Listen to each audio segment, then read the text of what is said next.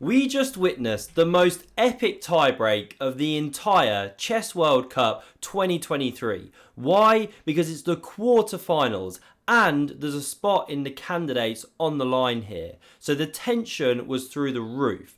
Arjun and Pragg, they played 6 games, could not be split, so it went to the 4th tiebreak format, which is where the first one to lose just loses the whole thing. They're down to 3 minutes and 2 seconds on the clock, and here's the opening gambit. Arjun has to start the clock, but when Pragg turns up and plays his first move, knight to f3, he's already down 30 seconds on the clock. Look to the left there, because he showed up late, casually takes off the jacket, handshake. What is Pragg thinking, right? Maybe it's a mind game, maybe he was just running late. Now what does he play? Pawn to b3, Hikaru-esque. Now we're going to keep whizzing through the moves here. This is a rapid recap, blitz chess, plus I got to go and pick my kids up. Now we get bishop f5, developing, then setting up this light squared pawn chain, and Pragg goes for this double fianchetto, bishop e7, d3, really flexible setup for white. King's Indian attack. Are you going to go c4, e4? We get h6 to give this bishop some retreat. Now both players castle, knight b to d2, and classic modern play from Arjun, pawn to a5, running it down the board, pushing the rook's pawn, alpha zero-esque. We get a3, preparing to meet a4 with b4, and now bishop h7, tucking back, and knight e5. Great central square, plus it clears the way for this knight to join the game. And that's why after knight bd7, Pragg's happy to chop off, queen recaptures, bring his second knight round to this square. We get c5, Arjun taking more space, c4 on the board, challenging the centre, and now with this light squared construction sitting how it is, a4 from Arjun, great kind of randomising move, try and break up the structure. Knight e5 hits the queen, it bounces into c7, we get takes on d5, pawn recaptures, and now Pragg takes here, and Arjun goes wrong. It's subtle, but what he should do is rook f to d8 to cover this d pawn, which is a bit sensitive. There's no pawn on c6, it's not covered. What he does instead is queen to a5. And now he's going after this one, but queen b3 is a fantastic follow-up move by Pragg. Very simple reason, there's a double attack on both of these pawns. And now if you go rook f to d8, planning to meet queen takes on b7 with rook a to b8, making the queen move, then picking this one up, well the problem is the loose bishop on e7, and still no time to take here. Now you've got a loose pawn here, and that's just completely collapsing.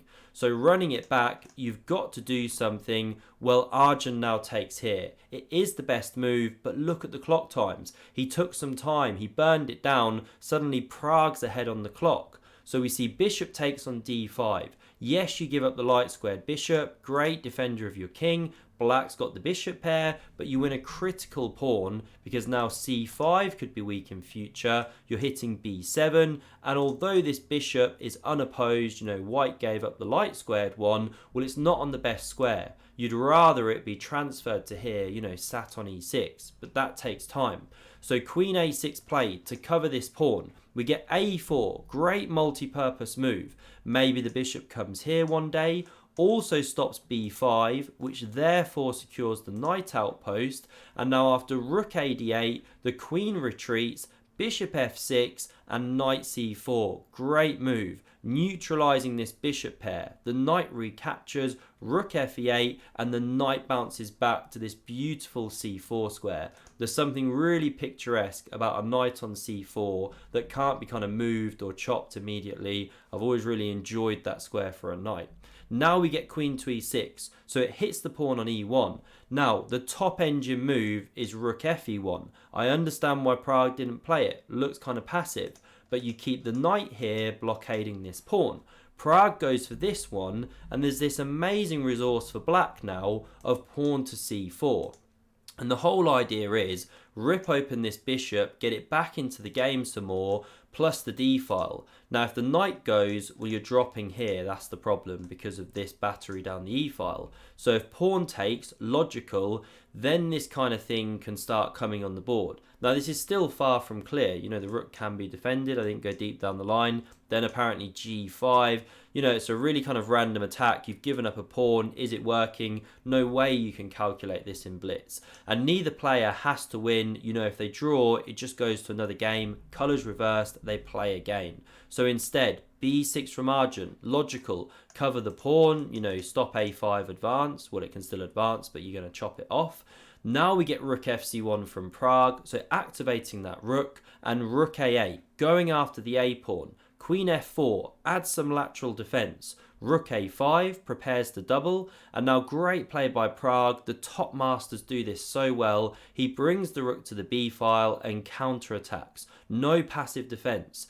Bishop g6, trying to activate a bit more. Covering this pawn, preparing to activate the queen. We get rook b2, preparing to double. Queen c6, hits the a pawn, and Pragg abandons ship, counterattacks on the backwards b pawn, and now Arjun goes wrong. His best move is rook takes on a4, it's more dynamic, keeps pieces on the board. He instead goes for this endgame, but really bad judgment, because now you're simply in an endgame where not only are you a pawn down, but the construction is fantastic for white, because this one is weak, likely to drop off, especially in blitz, and this one's kind of stuck out the game, dominated by the knight. So these rooks start shuffling around the board, improving themselves.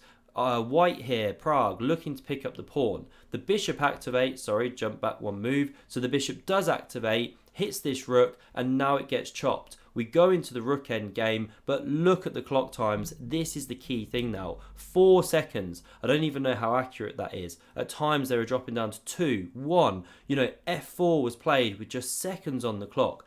Need to pause for breath. Now we get rook e4. And after rook c7, this one hops back to cover the pawn, and we're going to see a problem for black's defensive setup of this pawn. So we get king f3, pawn h5, rook b5, pressuring this pawn some more, and how do you actually stop this move and driving the rook away? You basically can't. So g6 was played, this is all on seconds, and now e4, rook retreats and a second pawn drops. Surely hopeless for Arjun. But he starts checking and anything can happen. The player's on seconds. The rook comes behind and defends. We get these moves on the board. The king covers f7.